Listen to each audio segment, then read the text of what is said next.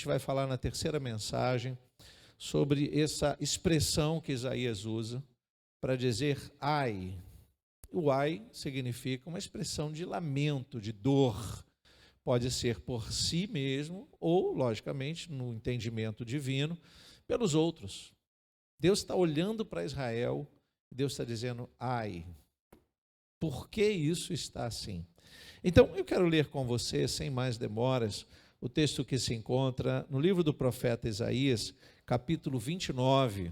E nós vamos entendendo, um pouco mais. Nós estamos falando já há 2 semanas sobre esse tema, vamos continuar. Deus colocou no meu coração o desejo de falar sobre, durante 7 semanas, apenas um número ilustrativo. A gente fala 7 semanas e acha que é uma corrente, não existe corrente, nós somos livres, pode dizer glória a Deus. Isaías 29, versículos 15 e 16 diz assim: ai dos que escondem profundamente o seu propósito do Senhor. Ai dos que fazem as suas próprias obras às escuras e dizem: quem nos vê? Quem sabe o que estamos fazendo? Como vocês invertem as coisas? Será que o olheiro é igual ao barro? Pode a obra dizer ao seu artífice: ele não me fez? Pode a coisa feita dizer do seu olheiro: ele não sabe nada? Oremos ao Senhor, curva a sua cabeça. Pai, como é bom poder ouvir a Tua voz nessa noite, nesse santo lugar que o Senhor nos concede. Obrigado pela presença de cada um dos irmãos, ó Deus, obrigado por esta comunhão. O que precisamos verdadeiramente é ouvir a Tua voz.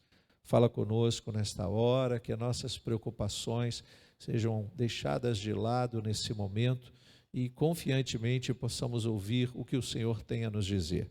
E através da Tua palavra sejamos dirigidos por Ti. Em nome de Jesus nós oramos e se você concorda, diga amém.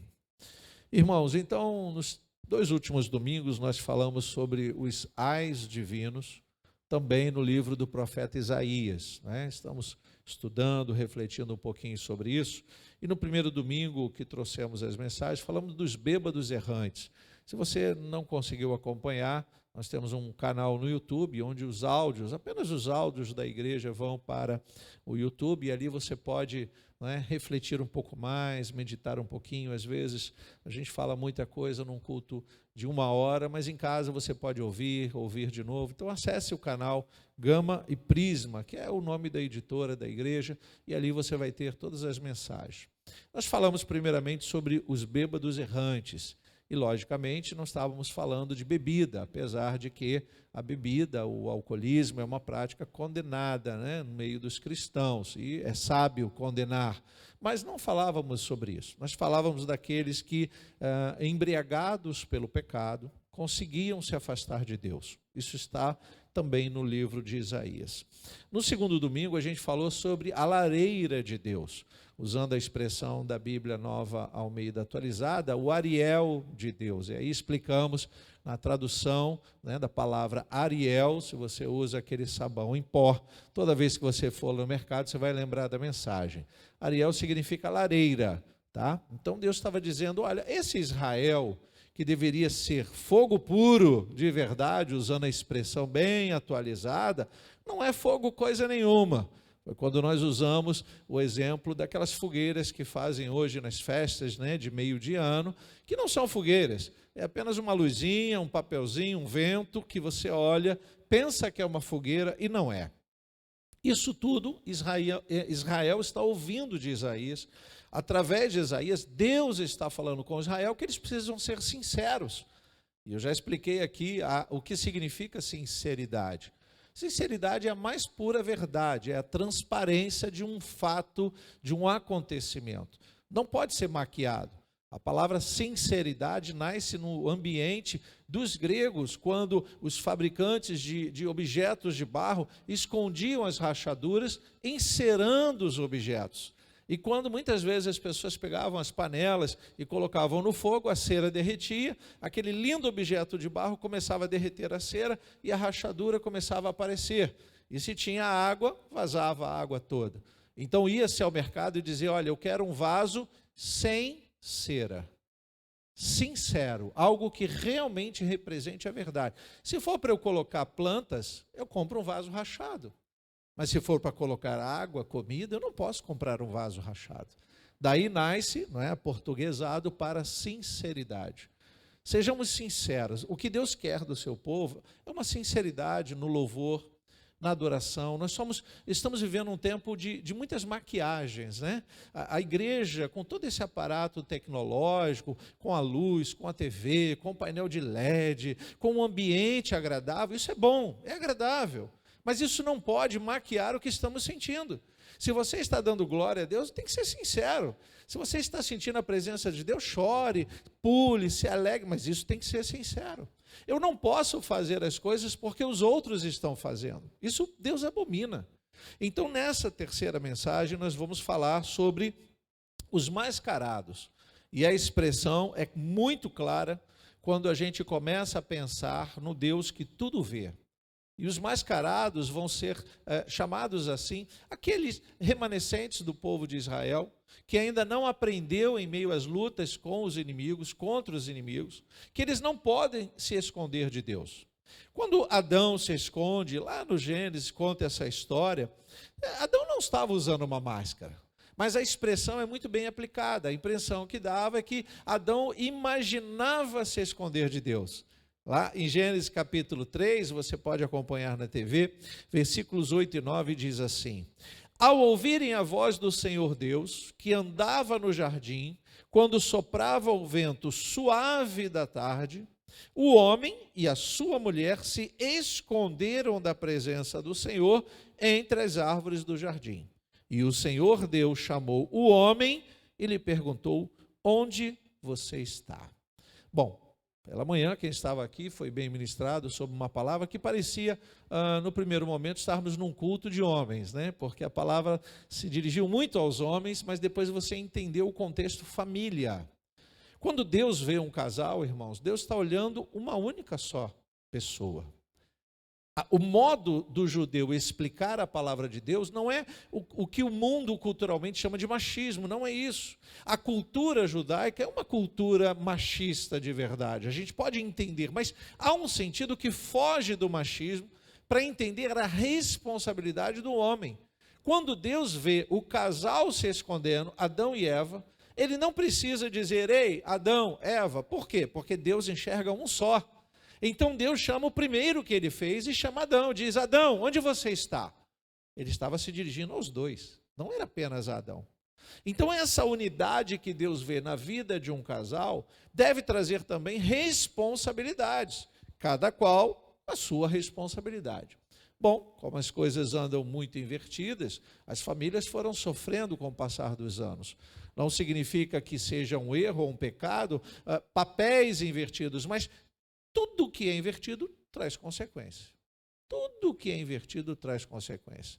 Certa vez o meu neto estava amarrando o seu sapato. Depois de muito custo, eu disse, você já aprendeu a amarrar? Amarra você mesmo. E eu fui trocar de roupa. Ele levou um bom tempo para amarrar os sapatos. Quando eu voltei, estavam amarradinhos, mas com um detalhe, estavam invertidos. Eu disse, olha, você amarrou muito bem, só que você não reparou que você trocou os pés. Pô, mas eu não posso ir assim?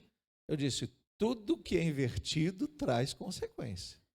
Pode levantar e vamos. Deu 2 passos e ele já não estava conseguindo andar direito. Porque tudo que está invertido traz consequência.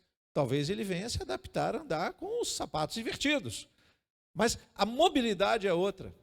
As pessoas vão ver e vão identificar que algo está errado. Quando nós olhamos a nossa sociedade invertida, a gente começa a perceber que algo está errado, irmãos. As expressões que nós percebemos que outrora eram expressões positivas, expressões de família, caducaram. Dizer me abençoe, né? Um adulto dizer para uma criança Deus te abençoe, isso caducou. O zelo pela autoridade do pai e da mãe, isso está caducando. É assustador o que está acontecendo com a nossa sociedade, e eu falo isso de um modo global, tá? Isso não é só no Brasil, não. Não fique preocupado, o mundo está meio que invertido, não dá nem para usar a expressão de cabeça para baixo, porque já foi provado que ele é redondo. Então, tem alguma coisa acontecendo na engrenagem que não está funcionando bem. Então, quando Deus chama Adão, e aí está, logicamente, usando essa expressão para chamar o casal, Deus sabia onde eles estavam. Eles não estavam escondidos para Deus, eles estavam escondidos deles mesmos. Havia um pecado, tinha algo que não estava combinando com as ordens que Deus havia dado, e a ideia do pecado tem que ser trabalhado no nosso coração, porque a gente aponta muito o dedo para dizer isso e aquilo é o pecado, mas às vezes Jesus disse, se você não tirar a trave que está no seu olho, como é que você vai enxergar o cisco no olho do seu irmão? E a gente quer enxergar o cisco no olho do irmão, mas esquece que tem uma trave no nosso olho. Então Jesus usa essa expressão para dizer, olha, você tem que saber o que você está fazendo antes de condenar aquele que está fazendo algo errado. Nós devemos examinar a nós mesmos primeiramente, daí a importância do crente participar da ceia do Senhor, porque é o momento de examinar a nós mesmos, não é o outro. Não é? Você deve pensar no outro todos os dias, mas você tem que pensar em você mesmo. Então, quando Deus pergunta, onde você está? Logicamente, Deus queria a sinceridade de Adão. Deus queria que Adão dissesse, Senhor, eu estou escondido. E foi o que aconteceu. Tive medo, ele abre o coração. Mas só que ele faz uma acusação um tanto quanto leviana, né?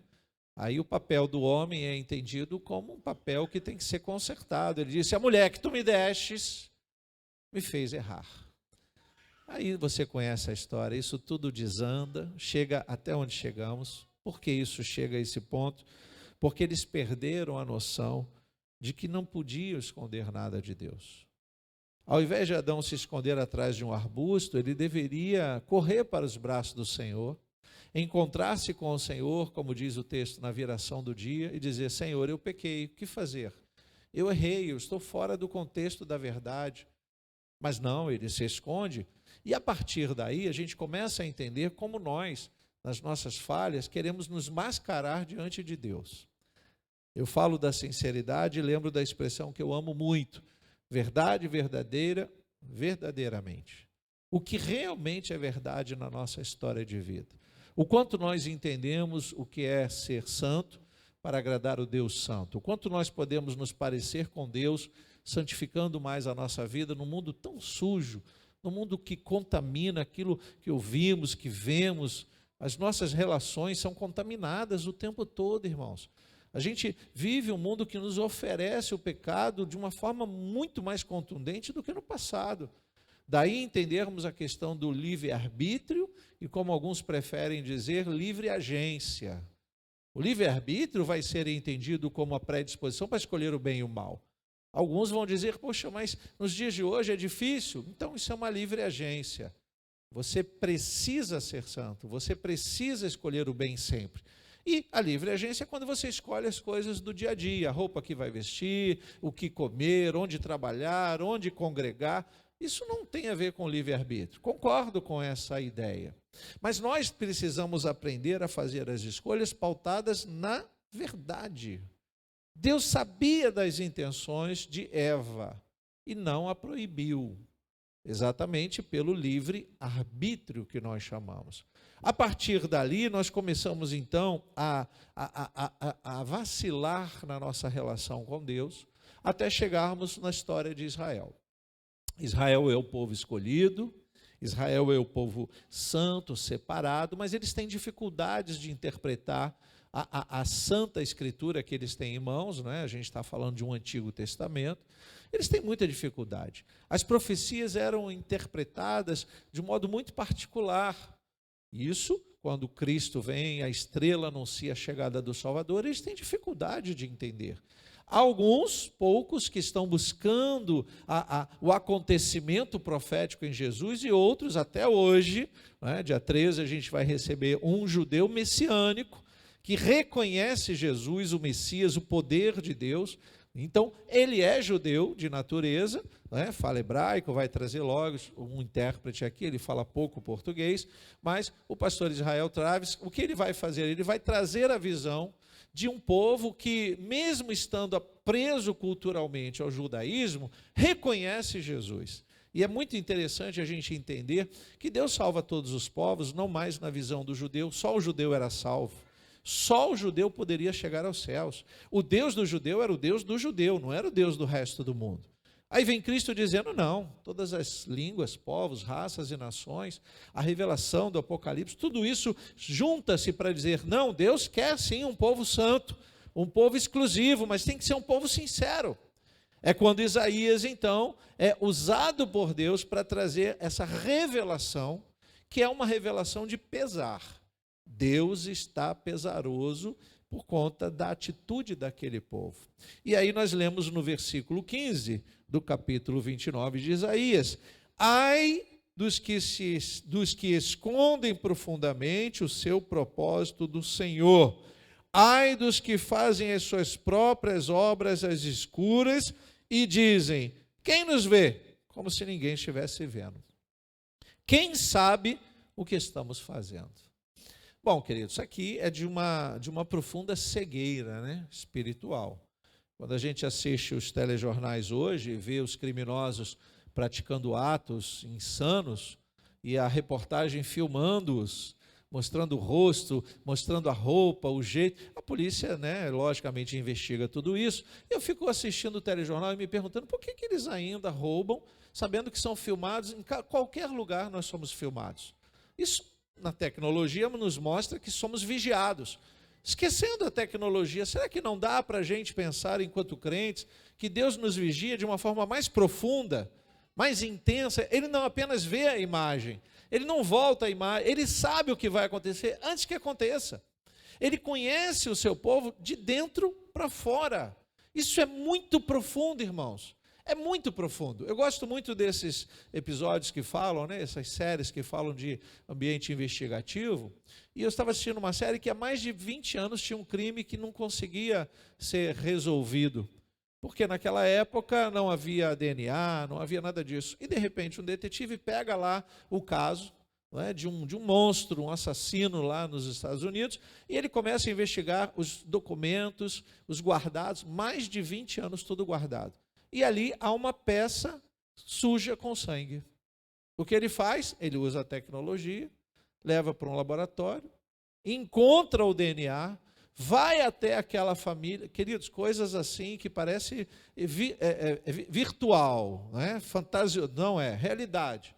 A partir da tecnologia, ele descobre a família daquele criminoso. O homem tinha mais de 70 anos, foi encontrado e foi preso. E ele estava num estado em que tem pena de morte. Então você imagina uma pessoa cometer vários crimes, 20 anos se passando, ele achou que ninguém descobriu nada, e alguém aparece ali pela ação de Deus, pela verdade, trouxe o entendimento, ele confessou os crimes, encontrou ali vestígios dos cadáveres, ele era um serial killer, e ele foi para a cadeira elétrica. Não chegou a ser eletrocutado, né? Não lembro ali se a ação seria de cadeira elétrica, já havia mudado o modo de matar alguém naquele estado, mas ele morreu na prisão, não deu tempo dele ir para a cadeira, não deu tempo dele morrer pela mão do Estado. Mas uma certa justiça humana foi feita, pela sinceridade. Então, quando Isaías traz esse anúncio a Israel, o que Isaías quer? Dizer que Deus vai olhar as ações, Deus vai vasculhar as ações, e naquele momento Deus está se lamentando profundamente daqueles que no meio de Israel estão se escondendo, estão dizendo, oh, Shalom Adonai, e no fundo estavam pecando. Pessoas que estavam mostrando sinceridade sem ser sinceridade. Estavam pegando os vasos de barro, encerando e vendendo para Deus. Vê se pode, irmãos. Então, o que na verdade traz aí o perigo? Aquilo que nós escondemos, e geralmente o que nós escondemos, ou são as riquezas, né, que precisa ser bem guardado para que os ladrões não roubem, ou os pecados. E por que nós escondemos os pecados? Se nós sabemos quando Jesus, Evangelho segundo Marcos, capítulo 4, versículo 22, diz que não há nada oculto senão para ser manifesto, nada escondido senão para ser revelado. Não há nada. A gente tem que parar um pouquinho para analisar esse versículo e olhar para dentro de nós e pedir perdão a Deus pelas nossas falhas daqui para trás. A gente tem que conversar com Deus. É o momento de refletir o tempo todo. Toda vez que a gente vem à igreja, é hora da gente refletir. Igreja é um lugar legal para a gente encontrar pessoas, da gente dançar, da gente cantar, da gente ver tudo que está acontecendo. Mas a igreja tem o principal objetivo de consertar, transformar as pessoas, se elas se permitirem. Então nós temos que parar, todas as vezes que ouvirmos uma mensagem, independente do teor, confrontar a nossa vida e olhar para o passado. Se nós temos erros, essa palavra não é para condenar você, é para dizer, olha, então chega, vamos viver daqui para frente de um modo mais digno diante do Senhor. Eu não posso me aproximar de Deus vestindo roupas santas e por dentro estar sujo. Você entende por que a noiva dos tempos atuais, ela passa um dia inteiro se arrumando? Já viu isso? É interessante, né? A noiva passa um dia... Eu já fiz casamentos em que a noiva se atrasou e ela disse, não, é porque eu estava nos retoques finais do dia da noiva. Eu disse, mas você atrasou quase 1 hora. Desde quando você está no dia da noiva? Desde cedo, eu nem tomei café da manhã, pastor. Para se arrumar, né? Seu esposo merece. Eu é que não mereço esse atraso. Seu esposo merece, é ele que vai casar com você. Mas eu não mereço. Os testemunhas não merecem. Você passou o dia inteiro se arrumando, aí para brincar, para descontrair, depois da bronca, eu perguntei, pelo menos tomou banho? Porque a gente se maquia, a gente bota perfume, mas pelo menos tomou um banho? Porque é um dia especial. Veja que nós não podemos vestir vestes nupciais estando sujos. Nós temos que fazer a parte que nos cabe. Com certeza, no dia da noiva, o banho da noiva, ela quem vai dar a ela mesma. Depois ela vai até a maquiadora e a maquiadora vai maquiá-la, vai vesti-la. Percebe que tem uma parte que somos nós que temos que fazer? Deus faz muita coisa, mas tem uma parte que nós temos que fazer. Do contrário, não vai dar certo, irmãos. Assim como Adão tentava se esconder de Deus, né, mesmo sabendo ser impossível, e a história vai contar isso, na profundidade da nossa alma, nós sabemos que não podemos errar com Deus. Mas por que ainda erramos? Porque somos falhos. E Deus olha para nós e Deus não nos fulmina. Deus não fulminou Israel. Deus permitiu que Israel andasse em caminhos tortos. E todas as vezes que levantava um profeta para falar com eles, era para anunciar o juízo. Se estamos aqui ouvindo esta palavra, é porque Deus nos ama. Você pode dizer amém por esse amor maravilhoso. Mas Ele está anunciando um juízo. O dia se aproxima, a volta do Senhor é iminente, tudo isso está na sua palavra. O que nós precisamos então? Aprumar os nossos passos. Salmo 121, verso 4, é certo que não dormita, nem dorme o guarda de Israel. Nós não podemos esconder as nossas obras do Senhor, mesmo que estejamos em profunda escuridão, porque Deus tudo vê. Deus vê o que está oculto, Deus vê o que está no escuro, no claro, e Deus vê antes que aconteça. Então, se Ele está nos proporcionando uma reflexão nesse sentido, não é por conta do que já aconteceu, é por conta do que Ele não quer que aconteça. Se nós estamos sendo exortados hoje nesta palavra, é porque Deus nos ama tanto que Ele quer consertar os nossos passos. Diga glória a Deus por isso. Ele quer que andemos em sinceridade com Ele, e isso está muito patente. Mas há uma indignação? Sem dúvida, porque o povo de Israel estava mascarado. Versículo 16, só no comecinho desse verso, como vocês invertem as coisas, como vocês enganam a si mesmos. Na versão Almeida Revista e Atualizada, a gente tem usado já há algum tempo a nova Almeida Atualizada, eu já expliquei aqui a questão das versões da Bíblia, mas quando a gente compara as versões, a Almeida Revista e Atualizada fala da perversão. Esconder de Deus, mascarar-se diante de Deus é algo perverso. Deus não vê como brincadeira de criança. Criança se esconde e a gente não bate nelas porque elas se esconderam. Dá até um medo, né? Você já viu, já teve uma experiência de uma criança, você cuidando e ela some de repente, você fica assustado, aborrecido. Mas quando você encontra a criança, traz alegria. Para Deus, não é brincadeira. Aquele que tenta esconder algo de Deus, Deus vê como perverso. A palavra literal é perversidade, maldade, dolo. Não tem entendimento. Deus tem um pesar muito grande por alguém que age assim, depois de tudo que Deus faz. Como se ele estivesse cego, mesmo vendo a luz. De que adianta um lugar iluminado se ele é deficiente visual? Para ele é indiferente. Ele tem que aprender a identificar as coisas no claro e no escuro. Mas para quem vê, a luz é fundamental. Para quem tem entendimento, olha a razão que nós temos. Isaías, para mim, é o profeta da razão. É ele que usa a expressão, arrazoemos. Vamos usar a razão diante de Deus. Nós amamos o ambiente espiritual da igreja, amamos os milagres, os moveres, os sinais. A gente gosta das coisas espirituais, mas de que adianta tudo isso se eu não uso a minha razão para entender o que Deus está falando? Se eu não permito que a minha razão, quando Paulo vai dizer que nós, lá em Romanos 12, que nós precisamos ser transformados no entendimento, ele está dizendo, usem a razão para mudarem de vida. Não adianta só o movimento. Não adianta usarmos essa desculpa diante de Deus, isso não é sincero.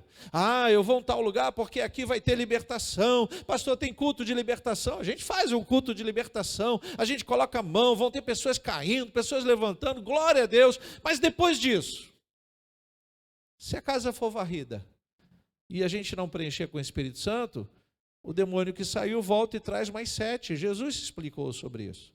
Então nós precisamos fazer algo para preencher, e preencher a nossa razão com as coisas de Deus. Do contrário, a gente está completamente cego, a gente acaba não merecendo a luz. Não adianta você trocar a lâmpada num ambiente em que só tem cego. Não adianta, é melhor deixar escuro, você vai economizar energia. Mas para aqueles que enxergam, uma boa luz vai fazer muito bem. Até para você não perder a visão. Israel não conseguia enxergar que eles não podiam pecar contra Deus e se esconder. Se eles pecaram, Deus já viu. Deus vê antes que eles pequem. Então, vamos olhar aqui ainda no versículo 16 e entender essa relação de Deus com os homens. Será que o olheiro é igual ao barro? Pode a obra dizer ao artífice, aquele que a fez, ele não me fez? Não pode. Pode a coisa feita dizer do seu olheiro, ele não sabe nada? Não pode. Eu trago aqui a fábula, a história linda e virou filme de Pinóquio, quando o seu criador, Gepeto, faz um boneco, aí tem todo um contexto de magia que não nos interessa, aí o boneco vira um menino. Isso é ilusório, isso é o cinema precisando vender. Mas a história em si é muito interessante para a gente analisar. Vamos tirar o juízo de valor disso? Aquele boneco achou que podia ser autossuficiente sem o seu criador. E ele foi acreditar nos maldosos da sua época. No filme, no desenho, mostra isso. O Pinóquio sai por aí acreditando que era um menino, e como menino ele podia fazer o que quisesse, e os maldosos, acho que tem uma raposa lá, dizendo, não, vamos fazer bagunça, não vai acontecer nada. Que história, irmãos. A gente se interte com a ilustração, com as cores do desenho, mas tira o juízo de valor disso. Assim somos nós. Não podemos nos rebelar contra Deus de forma alguma. Até porque tudo pode mudar repentinamente. Tudo pode mudar repentinamente. Explicação para isso está no versículo 17. Não é fato que dentro de muito pouco tempo o Líbano se tornará pomar e o pomar será tido por bosque? Repentinamente. O Líbano, que é conhecido pelos seus carvalhos, árvores resistentes, fortes, que não têm solo para ser pomar, vai se transformar num pomar. Ou seja, de repente, o Líbano, um lugar que Isaías vê como lugar infrutífero, vai ser frutífero, mas logo, logo, aquele lugar frutífero vai virar bosque de novo. Ou seja, Deus tem o controle, Deus muda tudo. O que nós estamos passando, se você está passando algo que não te agrada, você tem que deixar passar. O termo é esse, estou passando. Pastor, estou passando um momento difícil. Eu digo, glória a Deus que você está passando. Glória a Deus que o momento difícil está passando. Você tem só esperar ele passar. O que você não pode, se desesperar e achar que aquilo é para sempre. Não é. Não é. As coisas ruins dessa vida não são para sempre, assim como as boas também não são. Para sempre é a eternidade. Por enquanto é tudo passageiro. Então, se estava escondido e vai ser revelado, quando Jesus lá em Lucas capítulo 12, versículo 3 diz, porque tudo que vocês disserem às escondidas, do mesmo modo que Marcos usa, mas uma outra forma, né? Porque tudo que vocês disserem às escuras será ouvido em plena luz, e o que disseram ao pé do ouvido no interior da casa será proclamado dos telhados. É Deus dizendo, eu vou trazer a luz. E antes que eu traga a luz, é melhor que eu traga a luz o pecado, mas traga à luz o arrependimento. Há pouco tempo eu falava isso para uma pessoa que eu conheci, né, que não é da nossa igreja, e ela contava as experiências que ela havia tido na igreja. E ela estava muito presa aos seus erros. Ela errou, vacilou, se afastou de Deus, estava muito, muito ruim, muito mal, e não conseguia voltar à igreja. Eu disse, meu querido, você está preso ao passado. Aquilo que você praticou, você continua praticando? Ele disse, não, mas eu não consigo me levantar. Eu disse, é porque você não está olhando para frente. Se Deus deixou você vivo, você merecia morrer, na visão humana. Mas na visão de Deus, Ele quis que você ficasse vivo, recuperasse a sua vista, enxergasse a luz de Cristo e voltasse a caminhar. Se você ficar preso ao passado, você nunca se levanta.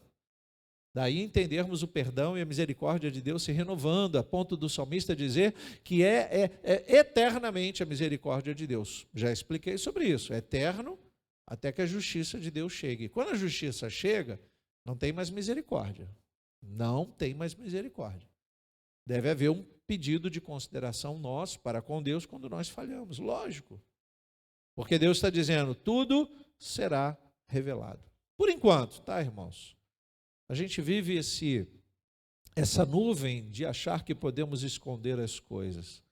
Eu contei aqui um fato interessante quando eu trabalhava numa empresa de logística e um motorista fez algo insano. Ele roubou uma faca de um restaurante famoso aqui no Rio de Janeiro e o gerente do restaurante me ligou, eu era gerente da transportadora e disse, olha, vem aqui ver uma imagem. Eu fui, saí daqui, fui lá no Leblon. Quando chegou lá, eu falei, meu Deus, eu não acredito que esse motorista tão antigo de casa, um homem, um senhor de idade, fez uma coisa dessa, roubou uma faca. Tinha valor nenhum, se comparasse o valor da faca com o salário dele. Mas era uma faca que o açougueiro estava usando, ou melhor, o cozinheiro estava usando no restaurante. Uma faca amolada, aí ele enfeitou o pavão, né? Ele quis dizer que aquilo era caríssimo. Eu disse, tá bom, eu vou me retratar com você, eu vou comprar uma faca nova, me dá aí as coordenadas. Eu fui lá, comprei onde ele comprou, no mesmo dia, eu tive que fazer isso. Entreguei a faca. Chegou no final do expediente, chamei o motorista e perguntei, e aí, como estão as coisas? Está tudo bem? Tudo bem. Como é que foi o seu dia? Ele, tranquilo. Eu disse, nenhuma ocorrência? Ele disse, não. Então não era você? Ele, não era eu o quê? Que roubou aquela faca no restaurante tal, enquanto o cozinheiro estava de costa, você olhou, pegou a faca, colocou aqui do lado. Olha, de verdade, eu disse para ele isso. Eu queria que aquela faca tivesse cortado você e você chegasse na empresa sangrando e confessasse que errou. Mas você ainda está tentando esconder de mim. Você quer ver o vídeo? Você quer se ver no vídeo? Você estava bonito no vídeo. Um ladrão digno de máscara. Vou descontar de você e vou demiti-lo. Aí ele se arrepende, né? Faz aquele chororô, me chama de pastor, e eu digo, não, aqui eu não sou pastor não. Eu já era pastor, aqui eu sou o gerente. Pastor, eu sou lá na igreja. Lugar de chorar é na igreja, aqui é lugar de trabalho. Olha como a gente tem que ser duro. Você acha que Deus não é duro para conosco? A gente só vê a misericórdia. Você acha que Deus não vai exercer juízo e justiça? Vai, irmãos. O fim da história é que ele foi descontado, não o demitiu. misericórdia, né? Ai, como eu também sei o misericordioso. Não demitir. Mas disse para ele, os seus passos são vigiados por Deus. Talvez você não acredite. Não sei se você tem religião, mas eu acredito em Deus. E foi Deus que fez com que aquela filmagem pegasse você. Você olhou para ver se alguém estava vendo, mas você não olhou para o alto. Você não olhou para cima. Se todo ladrão olhasse para cima e se lembrasse que Deus estava vendo ele, ele não fazia nada de errado. Ficou tudo bem. Então, estamos aqui, queridos, falando de sinceridade, de vida santa, vai ser o tema do mês de agosto do nosso relógio de oração. Não é? Libertação quanto à mentira. O crente precisa orar. Pastor, a gente precisa orar para que não haja mentira em nosso meio, mas é claro, a gente vive um mundo de mentiras. A gente assiste TV, é tudo mentira. Acho que até a reportagem que deveria ser sincera virou uma mentira, né? Mas vamos falar dos filmes, dos desenhos, das novelas, é tudo mentira. É tudo uma encenação. A gente não chora quando o filme é bom e o ator no final está sofrendo. A gente chora, irmãos. Essa mentira entra em nós e a gente começa a pensar em algo verdadeiro. Mas quando você se recobra, isso não é ser frio, tá? Às vezes eu estou assistindo um filme com Vera, aí eu olho para ela, os olhos dela estão cheios de lágrimas. Aí eu sou um pouco mais frio e falo assim, eu não acredito que você está chorando, né? Não, estou chorando não. Eu disse assim, você se encantou com a mentira. Isso é uma mentira. Isso não está acontecendo. Calma, deixa as suas emoções para a vida real. Mas a gente vive num mundo de mentiras, irmãos. Não tem sinceridade nesse mundo. A nossa carne diz para a gente fazer o que quiser que não vai dar em nada. Mentira, vai dar. A vida mostra isso. Salomão viveu uma vida de mentiras. Está aí. Um homem rico, sábio, que viveu afortunado, teve mulheres, teve dinheiro, teve tudo, teve um reino, teve paz, teve tudo. Quando ele começa a pensar na vida, ele vê que aquilo tudo era vaidade. E ele chama de vaidade, que na verdade é uma grande mentira. Ele diz, olha, quando chegarmos à época em que os nossos dentes não existirão mais, quando a gente não conseguir ouvir direito, quando o gafanhoto for pesado, está lá em Eclesiastes. O final da história de Salomão é, eu refleti e sei que a vida não é isso. Isso faz parte da vida. A gente se diverte, come, passeia, tudo maravilhoso. Mas isso tudo, vai passar. E isso é uma mentira. Então, vamos falar então dessa máscara que está aqui, que Deus abomina, porque quando ele diz, ai, daqueles que se escondem, eu começo a imaginar nos mascarados. Vai haver um grande dia em que as revelações ocorrerão. Você está aí no versículo 18. Naquele dia, escute como Isaías diz, isso é poético, mas é muito profundo. Naquele dia, os surdos ouvirão as palavras do livro, aqueles que nunca ouviram, ouvirão. E os cegos, livres da escuridão e das trevas, as verão.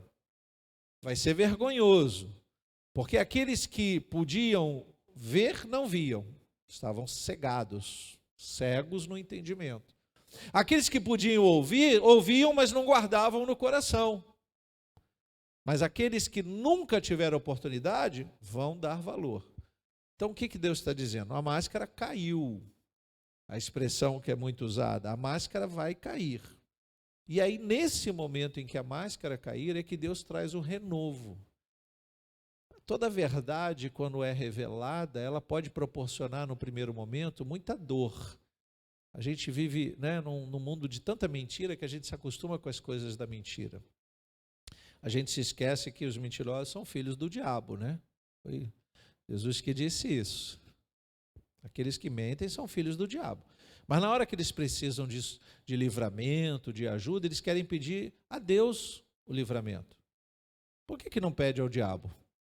Porque ele sabe que o diabo não vai dar nada. O diabo vai piorar as coisas, o diabo vai usar aquilo contra ele. E tudo isso que é virtual, toda essa mentira, toda essa falta de realidade da eternidade vai se acabar. Vou ler com você os versículos 19 em diante. Os mansos voltarão a se alegrar no Senhor, e os pobres do meio do povo, aqueles que não tinham oportunidade de se alegrar, exultarão no Santo de Israel. Pois o tirano será reduzido a nada, o zombador já não existirá, e serão eliminados todos os que buscam o mal, os quais com uma palavra condenam o inocente, põem armadilhas ao que repreende no tribunal e sem motivo negam ao justo o seu direito. Meu Deus! A palavra de Deus é esse senso de justiça que nós precisamos ter a todo momento. Quando a palavra do Senhor em Salmos diz que feliz a nação cujo Deus é o Senhor. Pense se os juízes dessa terra fossem tementes a Deus.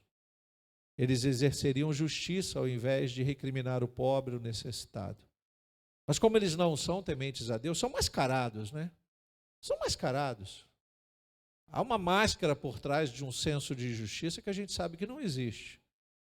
Mas isso tudo vai cair por terra. Quando Israel ouve isso, Deus está tentando arremeter esse povo a um senso de obediência que os pais do passado tiveram. Quem são esses pais do passado? Abraão tem um senso de justiça diante de Deus, capaz dele ouvir a voz de Deus no meio da escuridão, sai da tenda, vê estrela, caminha, Deus está com ele, em momentos ele vacila, mas ele se recobra. Deus está trazendo à tona um momento em que os pais daquela geração eram homens e mulheres tementes a Deus, e chegaram até ali por essa temência. Deus está dizendo, se vocês continuarem sem obedecer, sem visão de Deus, se vocês não conseguirem ouvir Deus, o inimigo vai prevalecer. E esse inimigo, esse tirano, ele não vai ter perdão, não. Vocês precisam se lembrar de um tempo que vocês não conheceram, mas ouviram falar que não havia pecado. É quando a gente anuncia hoje na igreja o futuro da igreja, mas na verdade estamos nos arremetendo ao paraíso que já existiu. Pastor, é possível estarmos num lugar que não haverá dor? Sim, é possível. Um lugar que eu nunca mais vou morrer e não vou ter medo de morrer? Lógico, a eternidade. Um lugar em que eu não vou ter que pagar conta de luz? Oh, dia bom, vai acontecer, irmãos. Dia bom, né? Dia bom não, é dia bom, tá, irmãos? Dia maravilhoso, muda isso. Dia ótimo. Porque tudo vai estar resolvido. Todas as dívidas estarão pagas, de verdade. E não são dívidas pagas para você fazer outras. Você já pensou como é que o mundo faz com a gente? Eu vou dar crédito a quem está enforcado. Aí vem o governo e anuncia, agora você está livre, o SPC não existe. Vai lá na loja e faz tudo de novo. Ele vai lá e faz tudo de novo. No mundo de Deus, não precisa nem de dívida, nem de crédito.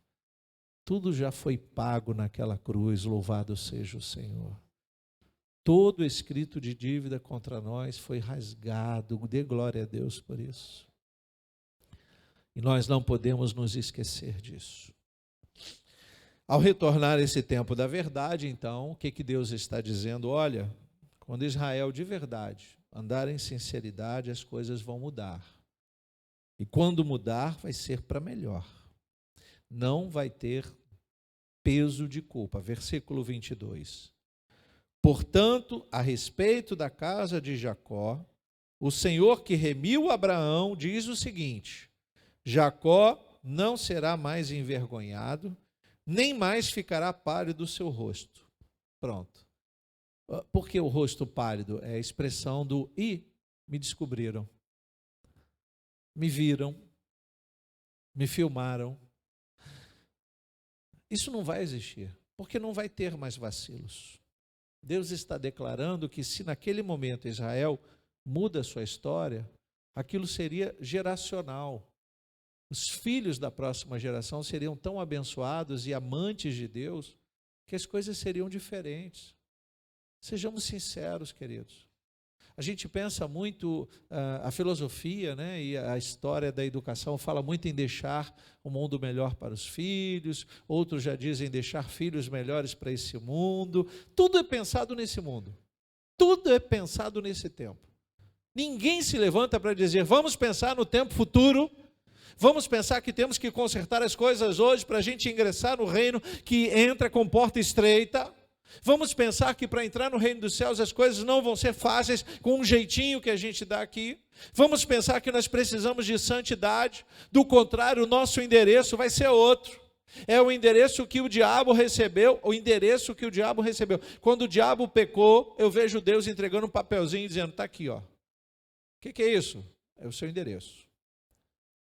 O diabo deve ter lido aquilo e falou, está de brincadeira. Fui, partiu, chamou os anjos caídos e começaram a aprontar. E Deus deu um endereço para ele. Quando a gente lê em Apocalipse 20:10, diz assim, ó, o diabo que os tinha enganado foi lançado no lago de fogo e enxofre, onde já se encontram a besta e o falso profeta, e serão atormentados de dia e de noite para todo sempre. Esse é o endereço do diabo, o inferno. Quando ele chegar lá, já vai ter a besta e o falso profeta. Então, enquanto ele não está lá, ele reúne os seus demônios e começa a aprontar. Engana as pessoas e as pessoas acreditam. Ele tem que ir para lá sozinho. Eu não quero ir para lá. Eu não quero. Você pode dizer isso? Eu não quero ir para lá. Isso é trazer à nossa consciência o que nós precisamos fazer para não ir para lá. Não é para você servir a Cristo com medo do inferno. É para você ser grato a Deus, a tudo que Deus tem feito e aquilo que Ele vai fazer. Então, o que o Senhor espera de Israel? Por isso, esse terceiro ai de Deus. Tirem as máscaras. A máscara vai cair. Ai dos mascarados. E nós precisamos tirar a máscara para que sejamos realmente abençoados. Versículo 23. Pois quando ele e os seus filhos virem a obra das minhas mãos no meio deles, santificarão o meu nome, sim, santificarão o Santo de Jacó e temerão o Deus de Israel. O que seria ver a obra de Deus? O que seria ver a obra de Deus? Será que nós não conseguimos, enquanto igreja, perceber que as coisas mudam repentinamente? A gente passou uma semana de muito calor, gente. A gente passou uma semana de calor intenso. De repente, frio. Quando você menos imagina, sai de casa uma chuva terrível. Será que isso não é suficiente para a gente enxergar que tudo pode mudar de repente? Que as coisas que trazem firmeza à nossa vida, o nosso emprego. Pense num pai de família que está pagando as contas em dia, conseguiu um emprego bom, mas não viveu para a glória de Deus, não foi fiel a Deus, não deu glória a Deus quando saiu de casa, não pediu a Deus que o guardasse, não teve nenhuma relação com Deus. Quando ele perde o emprego, das duas uma. Ou ele procura a Deus imediatamente, ou ele se desespera. E é quando o diabo joga a sua cilada. Porque a segurança dele estava no emprego. A nossa segurança, por mais que amemos, não está no nosso emprego, na nossa saúde, na nossa família. Isso é o que o Senhor nos dá para a gente desfrutar os dias maravilhosos nessa terra. A nossa segurança está no Deus eterno, Criador dos céus e da terra. E é para Ele que nós temos que nos dirigir, para onde Ele está. Quando chegarmos lá, não vai ter mais culto, sabe, irmãos? Se tem crente ainda falando, mas eu tenho que ir para o culto hoje, por enquanto é necessário a gente cultuar, congregar, nos reunirmos, mantermos comunhão. As lições da escola bíblica desse trimestre estão falando muito de unidade. Por enquanto, vale a pena a gente se esforçar um pouquinho para estar na igreja, pagar o preço, acordar cansado e dizer, eu vou para a casa de Deus, vale a pena, isso é por enquanto. Porque quando chegarmos na glória, vai ser só louvor. E não vai ter tempo, né? A eternidade não tem tempo, não tem sono, não tem cansaço, não tem dor, não tem trabalho, não tem segunda-feira, não tem nada disso. Vai ser tudo diferente, isso que tudo se faz novo. É quando Isaías, no versículo 24, diz, os descaminhados de espírito virão a ter entendimento, e os murmuradores hão de aceitar instrução. Você sabe por que, depois de tantos anos pregando a palavra, eu entendo que eu não vou desistir de pregar santidade? Porque vai chegar o momento que os descaminhados ouvirão. E o Senhor se fará presente nesta casa, nesta família, neste coração. Então, verdadeiramente, eu não quero ver frutos ministeriais. Mas eu tenho certeza que Deus dará frutos àquele que lança a sua semente. A semente da palavra de Deus foi lançada no nosso coração. Alegremos-nos e regozijemo-nos por isso. Amém? Vamos nos colocar de pés, vamos agradecer a Deus. Não pense que aquele que se mascara ficará isento de culpa. Não, vamos ser sinceros com Deus. Vamos orar, vou convidar você a curvar sua cabeça, a fechar os seus olhos. A máscara que estava naquele povo, quando Isaías profetiza, Deus estava dizendo, aquela máscara ia cair. E antes que o povo ficasse envergonhado, Deus estava dizendo o quanto Ele os amava, o quanto Ele queria um povo santo, um povo renovado, um povo que precisava semear as melhores coisas nesta vida, parar de semear vento para não colher tempestade, o quanto Deus queria sinceridade, que eles tirassem a máscara, se esvaziassem deles mesmos, das suas filosofias, das suas idolatrias, dos seus pensamentos pagãos, e voltassem o seu entendimento para o Deus de Israel. O que o Senhor quer de nós, queridos, que nós sejamos devidamente sinceros. Se erramos, erramos, somos falhos. Se estamos mascarados, vamos tirar as máscaras. Não estamos numa brincadeira da vida. O tempo passa, as coisas são difíceis. Se já são aqui, que dirá na eternidade? Vamos buscar o Senhor enquanto se pode achar. Vamos invocar a presença de Deus enquanto Ele está perto de nós. Querido Deus e eterno Pai, nós queremos entregar as nossas vidas em Tuas mãos, diante dessa palavra que nos faz refletir sobre o Seu pesar, sobre a sinceridade que devemos ter no nosso coração, nas nossas ações. Queremos verdadeiramente, através dessa oração, Te pedir perdão pelas nossas falhas, os nossos pecados. Queremos Te pedir que o Senhor nos fortaleça com Teu Santo Espírito, que o Senhor nos dê a paz que tanto precisamos no nosso lar, no nosso dia a dia, e que esse desejo da nossa alma de buscar a Ti seja constante, Pai. Não permita que venhamos ser enganados pelas coisas virtuais desse mundo, pelo engano, pela mentira, pelo pecado.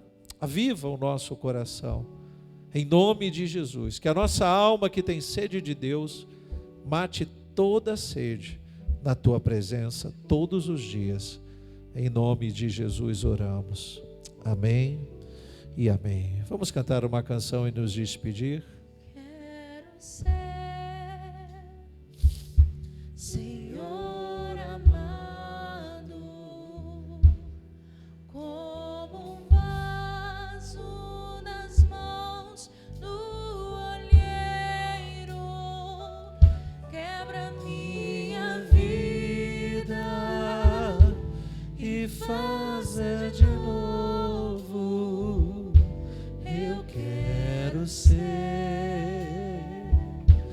Eu quero ser um vaso novo. Coloca a mão no teu coração e cante. Cante esta canção com a mão no seu coração, entregando tudo que está aí dentro. Tudo, tudo. Senhor amado, como um vaso nas mãos do olheiro, quebra minha vida e faça de novo. Eu quero ser, Senhor Deus, eu quero ser um vaso novo. olha aí, o que você pode fazer nesse momento é conversar com Deus, com as suas palavras. Às vezes somos levados a orar e falar com Deus as palavras do pregador, as palavras decoradas, mas talvez seja esse o momento de você e Deus apenas. Esqueça quem está ao seu lado, converse com o Senhor, e mesmo no silêncio, mesmo que não saiam palavras da sua boca, Use a sua razão para convencer o Deus que te deu entendimento, o Deus que te dá uma razão suficiente para perceber que Ele se faz presente onde 2 ou 3 se reúnem, um Deus que ouve quando nós falamos aquilo que não sai nem som da nossa boca, o Deus que nos conhece por dentro e por fora, o Deus que não vê as máscaras que usamos no dia a dia, mas que nos conhece como realmente nós somos. Diga para Ele: Senhor, eu quero viver diante de Ti renovado, restaurado. Eu quero ter uma vida de comunhão contigo, uma vida de cabeça erguida, aprumado. Não importa quantos pecados eu acumule no meu passado, porque agora é tudo novo diante de Ti, Senhor. Eu quero viver como um vaso novo em Tuas mãos, restaurado, se preciso for, como diz a canção. Quebra, Senhor, quebra, dilacera logo de uma vez, porque o que nós queremos é um dia estar contigo naquele momento eterno, na Tua glória, Pai, e não queremos perder a oportunidade. A Tua palavra nos chama a atenção para isso. Obrigado, Senhor, obrigado porque podemos ter esse tempo para refletirmos, para sermos sinceros contigo e conosco, que verdadeiramente a nossa caminhada de fé no dia a dia da nossa vida seja em sinceridade, como um vaso transformado.